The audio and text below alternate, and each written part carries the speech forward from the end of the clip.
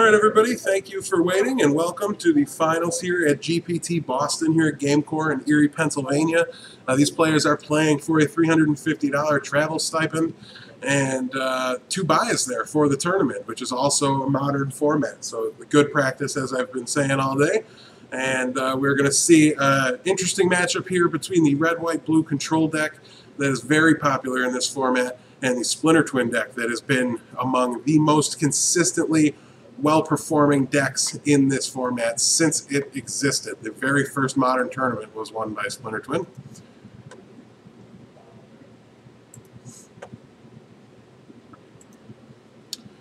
As we see Rob now casting his second Serum Visions, trying to sculpt that winning hand, the hand that will take the game over for him.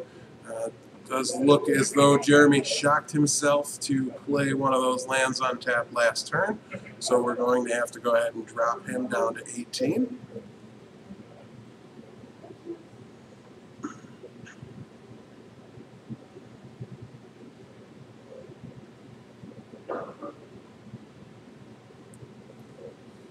And we're going to see an Electrolyze cycle itself and shock his opponent. So Rob will join Jeremy down at 18 now. Again, Jeremy recognizing that the card not very good in this particular matchup. It does not do anything to kill Deceiver Exarch, and if it can't reliably bust up the combo, he might as well cycle it, put a little pressure on the opponent, and draw an extra card to try to draw into more of a hard counterspell that will allow him to combat the infinite damage combo that the Splinter Twin, Kiki-Jiki, or Pestermite combo creates. And as we see, Rob is down to 17 now from a fetch land. And he has an end step Deceiver Exarch for Jeremy.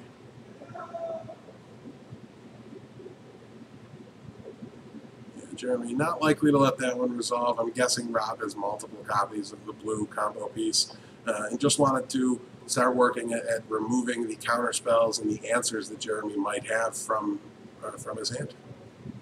And we now see a Snapcaster Mage that's going to target a Serum Visions in the graveyard and let Rob dig a little deeper, but Jeremy's not going to allow that to happen.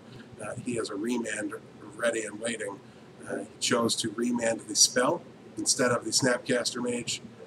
Clearly he has an answer for it that's likely to be another Electrolyze.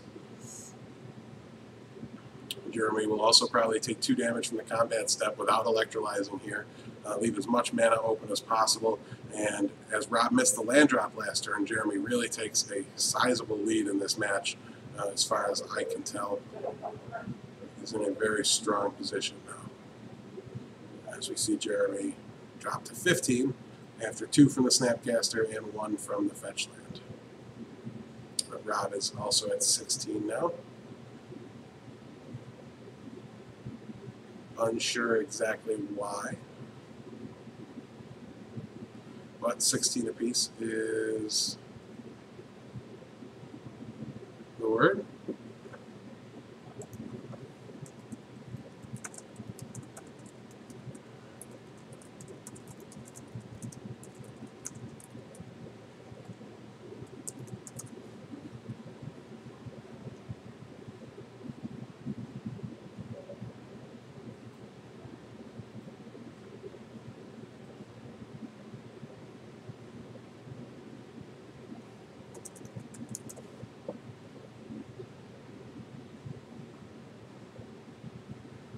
See Rob draws for the turn, does hit a land. Okay, so he's back to playing Magic now. He's going to take 2 points of damage, drop himself down to either 15 or 14. I did ask for a confirmation on that. Hopefully that comes through soon.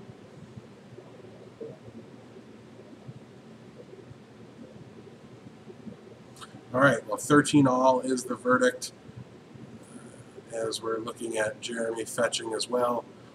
So how we got there, I'm not 100% certain, but we can be positive that 13-13 is now the life total.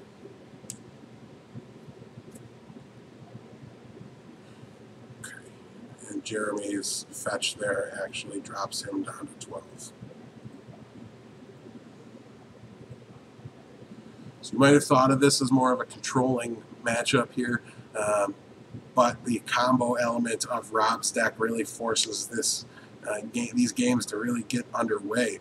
Jeremy can't sit back forever because then Rob simply does draw into the combo. So at some point, Jeremy has to establish some pressure. He does that through flash creatures like the Restoration Angel and Snapcaster Mage. Also, he can do that with Vendilion Clique.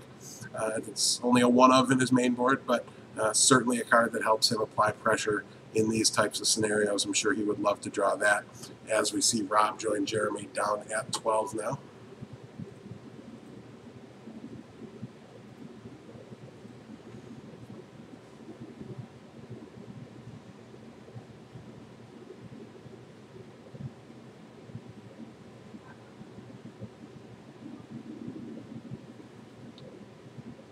We see Jeremy with the board presence able to attack for 2 with a Snapcaster Mage,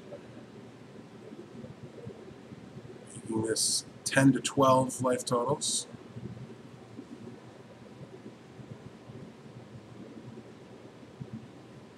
Whoop, I think I got that wrong there, though.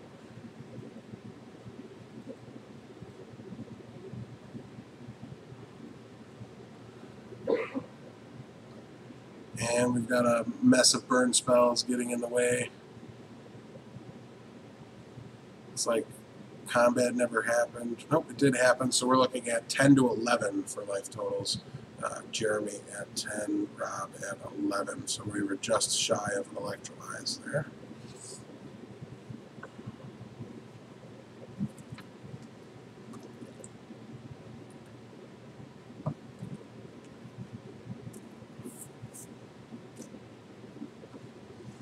Here's that Vendilion Clique I told Rob he should draw. He's going to take a peek, likely at his opponent's hand, unless he has a dead card he would like to get rid of.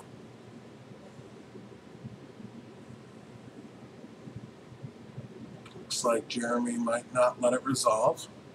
He is down 2 electrolyzes, which are his big ways, most efficient ways, I should say, to deal with the 3/1 flyer.